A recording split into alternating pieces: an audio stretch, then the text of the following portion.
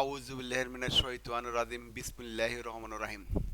Monir high school and computer ইনস্টিটিউটের পক্ষ থেকে ব্যাকরণ সকল পরীক্ষার্থীর জন্য বাংলা দ্বিতীয় পত্র পর্ব ৩ এখানে আলোচনা করা হচ্ছে। তোমরা ধৈর্য সহকারে শুনবে, দেখবে, বুঝবে, তারপর উত্তর করার চেষ্টা করবে, দেখবে আল্লাহর রহমতে ভালো ফলাফল চলে আসছে। সাধিত ধাতু কি? ক্রিয়াপদের মূলের সঙ্গে প্রত্যয় যুগে যে সব ধাতু গঠিত হয় তাদেরকে সাধিত ধাতু বলা হয়। পড়া, পড় যোগ আ, পড়া। খাওয়া, খা যোগ আ, খাওয়া। এই যে আ, এই আ হইতেছে ধাতু। সাধিত ধাতু কি? ক্রিয়াপদের মূলের সঙ্গে এই পড়া হইতেছে, পড় হইতেছে ক্রিয়াপদ, পড় পড় পড়। খা, এটা হচ্ছে ক্রিয়াপদ।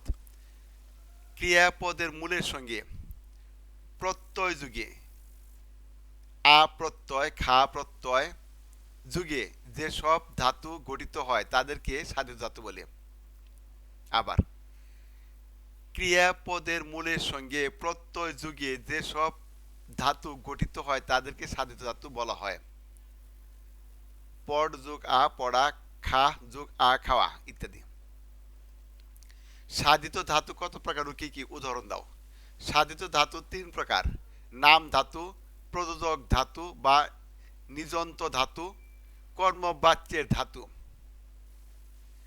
সাধিত ধাতু কত প্রকার ও কি কি? উদাহরণ দাও।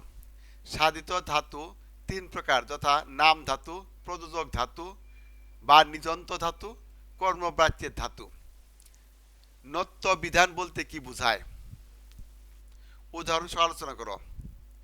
নত্য বিধান বলতে কি বোঝায়? উদাহরণ সহ আলোচনা করো। যে রীতি অনুসারে বাংলা ভাষায় ব্যবহৃত তৎসম বা সংস্কৃত শব্দের বানানে দন্ত্য স্থানে মূর্ধন্য ব্যবহৃত হয় তাদেরকে নত্যবিধান বলে। যেমন ঋণ, কৃষক, মরণ ইত্যাদি। যে রীতি অনুসারে বাংলা ভাষায় ব্যবহৃত তৎসম বা সংস্কৃত শব্দের বানানে দন্ত্য স্থানে মূর্ধন্য হয় তাকে নত্যবিধান বলে। যেমন ঋণ, কারণ, মরণ ইত্যাদি। সত্যবিধান বলতে কি বোঝায়? উদাহরণ সহ আলোচনা করো।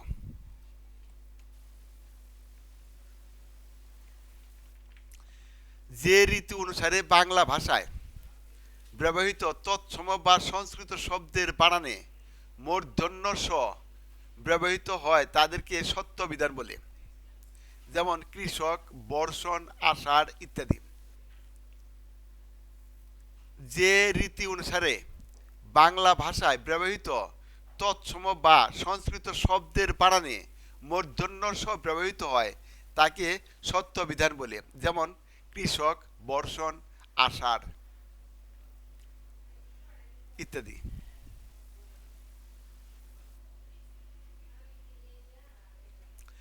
বচন কাকে বলে?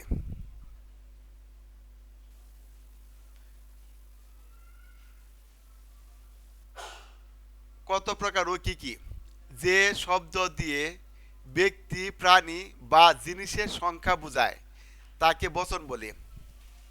বচন ২ প্রকার: এক বচন, বহু বচন। যে শব্দ দিয়ে ব্যক্তি, প্রাণী বা জিনিসের সংখ্যা বোঝায় তাকে বচন বলে। বচন ২ প্রকার: এক বচন, বহু বচন। অর্থাৎ যা দ্বারা সংখ্যা বোঝানো হয়, যা দ্বারা সংখ্যা বোঝানো হয়, সংখ্যা ছাড়া কখনো বচন হয় না। যা দ্বারা সংখ্যা বোঝানো হয় তাই বচন। এক বচন এবং বহু বচন। এক বচন কাকে বলে, বহু বচন কাকে বলে? উদাহরণ দিয়ে বুঝিয়ে দাও। যে শব্দ দিয়ে একটি মাত্র শব্দ বোঝায় তাকে এক বচন বলে। যেমন বইটি, আমটি। আবার যে শব্দ দিয়ে একের অধিক সংখ্যা বোঝায় তাকে বহুবচন বলে, যেমন ছেলেরা, তারা, গুলে, গুলিগণ ইত্যাদি। আরেকবার, যে শব্দ দিয়ে একটি মাত্র শব্দ বোঝায় তাকে একবচন বলে, যেমন বইটি, আমটি। যে শব্দ দিয়ে একের অধিক সংখ্যা বোঝায় তাকে বহুবচন বলে, যেমন ছেলেরা, তারা, গুলে, গুলিগণ ইত্যাদি। লিঙ্গ কাকে বলে? বিভিন্ন প্রকার লিঙ্গের উদাহরণ সহ পরিচয় দাও। যে সকল শব্দ দিয়ে স্ত্রী, পুরুষ, অচেতন পদার্থ বা উভয়ই বোঝায় তাদেরকে লিঙ্গ বলে। যে সকল শব্দ দিয়ে স্ত্রী, পুরুষ, অচেতন পদার্থ বা উভয়ই বোঝায় তাদেরকে লিঙ্গ বলে। আ, অক, ইকা, দীর্ঘ ই, আনি, ইনি ধ্বনি ব্যবহার করে 6টি ত্রিবাচক শব্দ লেখো। আ, আয়া।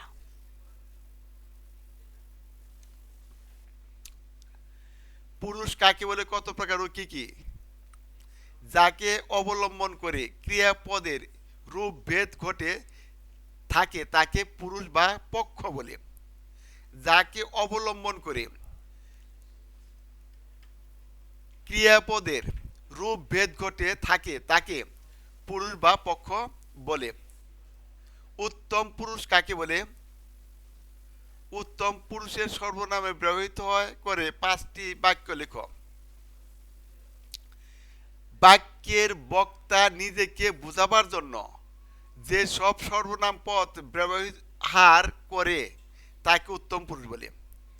বাক্যের বক্তা নিজেকে বোঝাবার জন্য যে সব সর্বনাম পদ ব্যবহার করে তাকে উত্তম পুরুষ বলে। বাক্যের বক্তা নিজেকে বোঝাবার জন্য যে সব সর্বনাম পদ ব্যবহার করে তাকে উত্তম পুরুষ বলে।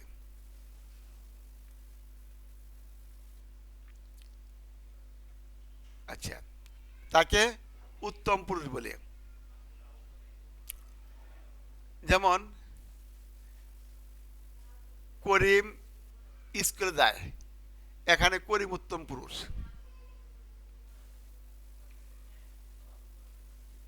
শব্দ বিভক্তি কাকে বলে?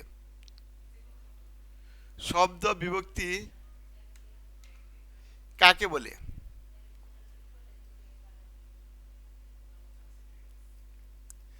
একটি করে উদাহরণ দাও। যে ব্যক্তি শব্দের সঙ্গে যোগ হয়ে পদে পরিণত হয় তাকে শব্দ বিভক্তি বলে।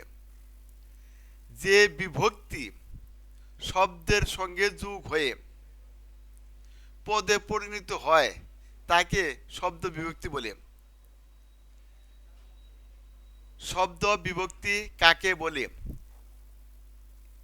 একটি উদাহরণ দাও। যে বিভক্তি শব্দের সঙ্গে যোগ হয়ে, যে কোনো শব্দের সঙ্গে যোগ হয়ে পদে পরিণত হয় তাকে শব্দ বিভক্তি বলে। যেমন পাগল যোগ এ, পাগলে। পাগল যোগ এ, পাগলে এ হইতেছে এখানকার বিভক্তি।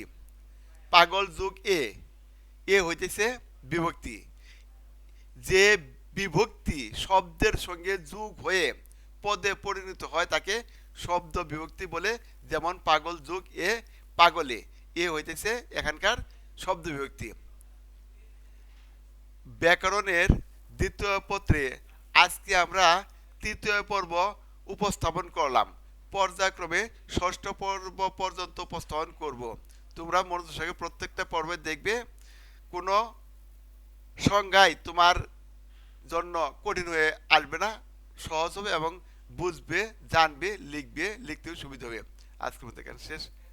আল্লাহ হাফেজ।